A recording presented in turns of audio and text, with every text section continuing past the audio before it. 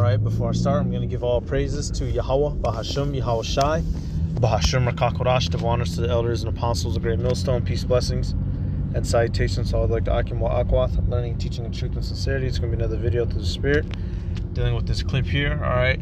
Hey, just a reminder, you know, Esau Edom, the so-called white man, is the biggest, big-time crook and criminal, alright? Just because he doesn't walk around saying, yo, cuh, homie, you feel me, you know? Our people have a tendency to worship this motherfucker and think he's the pinnacle of society and all that is right, and he's not. These motherfuckers are what you call smooth criminals. Esau Edom is the fugitive and the vagabond of the earth, but he's been doing it so long, he has a way of convincing you that he's the good guy, the clean, the honest one, and he's not. I'm going to let a couple of clips play from this guy. This is The Connect with Johnny something. All right, this is this Edomite. He looks like he should be an accountant. And this dude is a whole convict, felon criminal, you know, and he's talking so casually about his experiences, you know, because even when these devils decide to be criminals, their life works out better. If your black ass wants to be a criminal, you gonna either die miserably or have a long sentence behind it. Let's let it play. It says drug dealer explains what to do when you get pulled over by the cops. So, you know, I believe he's a former drug dealer. Obviously, the nigga ain't still dealing, you know.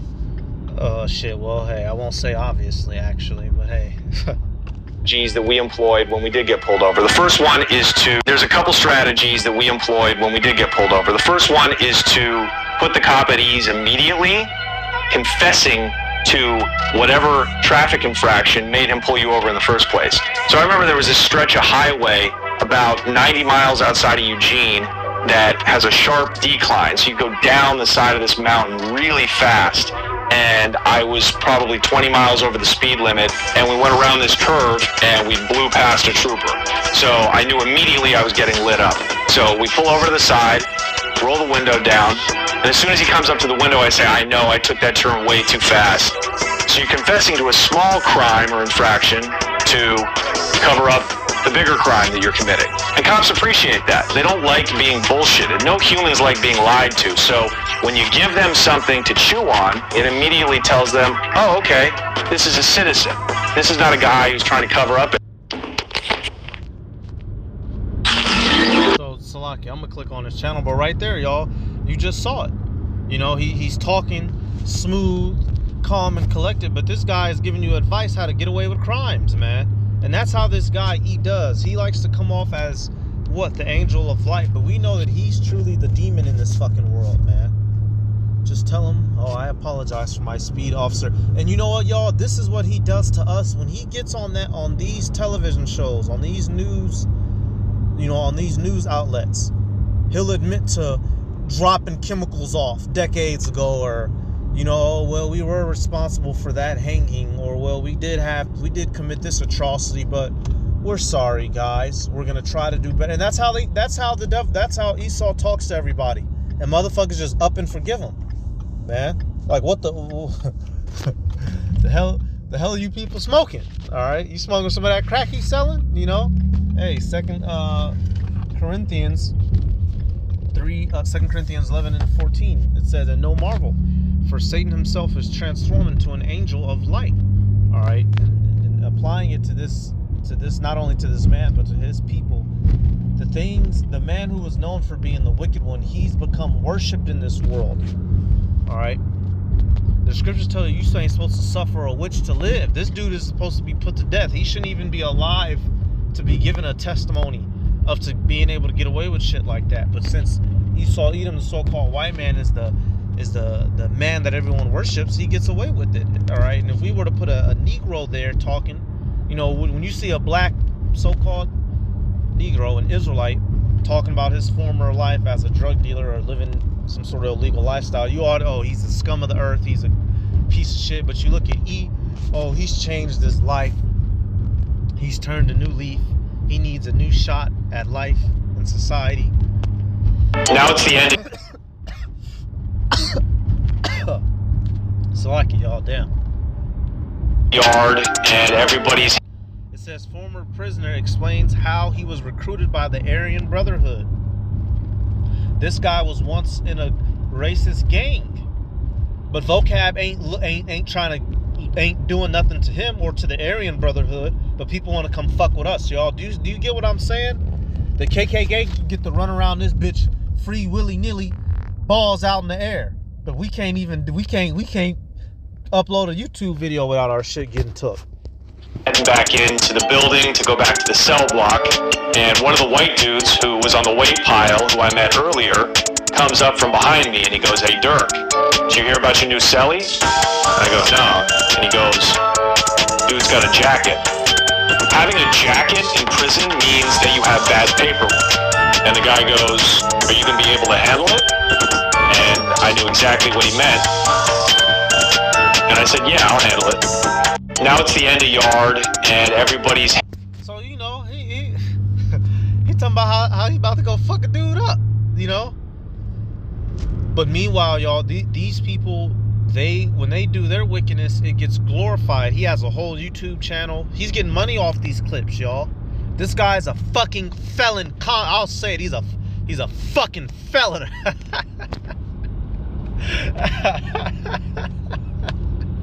Like how they say about us. He's a fucking convict. He's criminal scum. You know, come on, man. But this dude is, hey, these videos are getting millions of views. They sent me to my new cell, and this time I walk in, and my cell, you always hear about paperwork. In prison, there's two types of paperwork. There's good paperwork and there's bad paperwork. Bad paperwork means you're a snitch or you're a sex offender. Good paperwork is everything else. So I met dudes that killed 10 people, but they had good paperwork. But, you know, a guy who's 21 and he sleeps with his 17-year-old girlfriend and gets locked up, that's bad paperwork. I don't make the rules. These are just kind of the archaic laws that run. And that's that old simp shit, man. Them niggas in prison, man. Hey, look, man.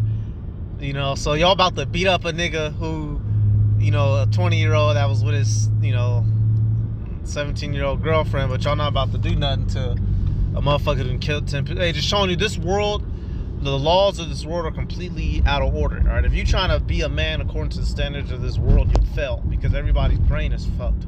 But it's just going to show you, you know, hey, this dude probably didn't participate in hurting a man over his wife, but because the United States says that marriage isn't lawful, you know, that they believe that they have the right. Hey, that's crazy, y'all. The gangs in prison.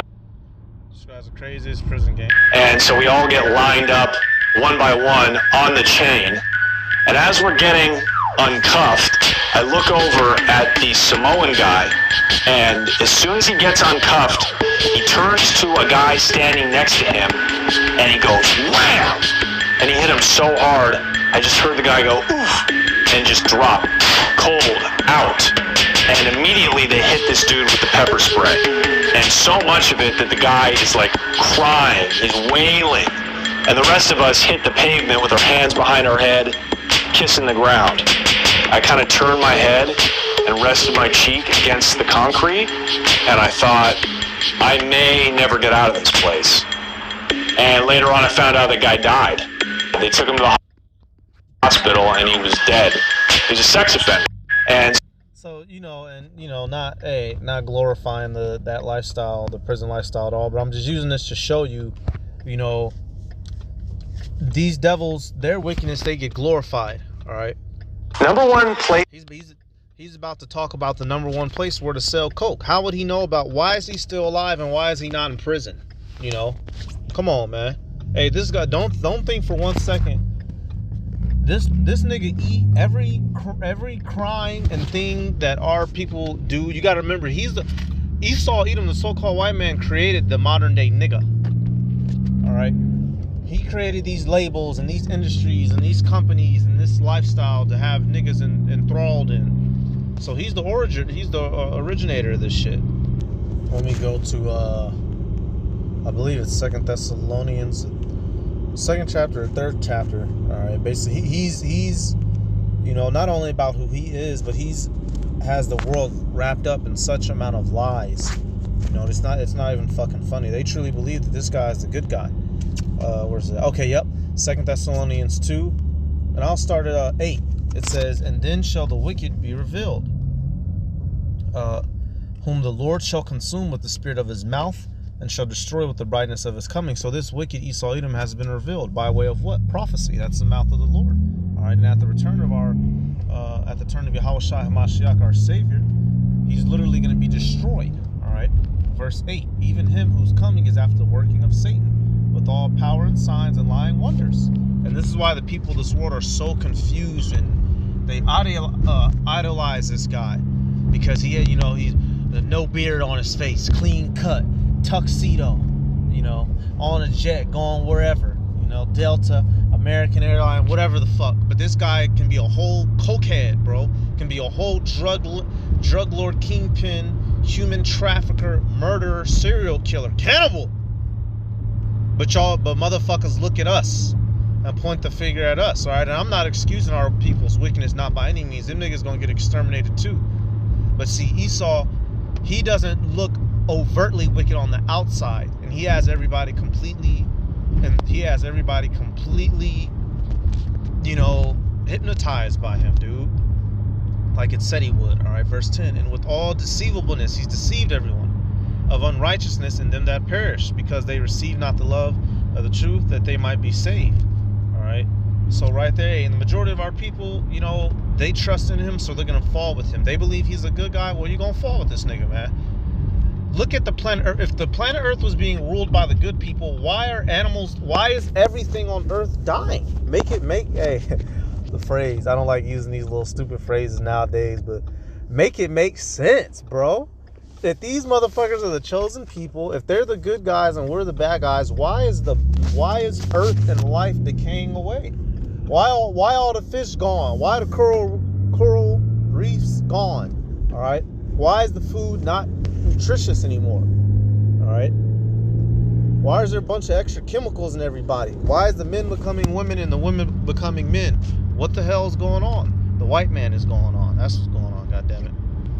Number one place in the world right now is London, England. Cocaine is exploding in Europe, and London is the best coke market because it's very rich as a city, it's very expensive, and there's tons of users. So unlike America, where the cocaine users have kind of given way to, fentanyl and meth and all this other kind of shit, in the UK, it's speed and it's coke.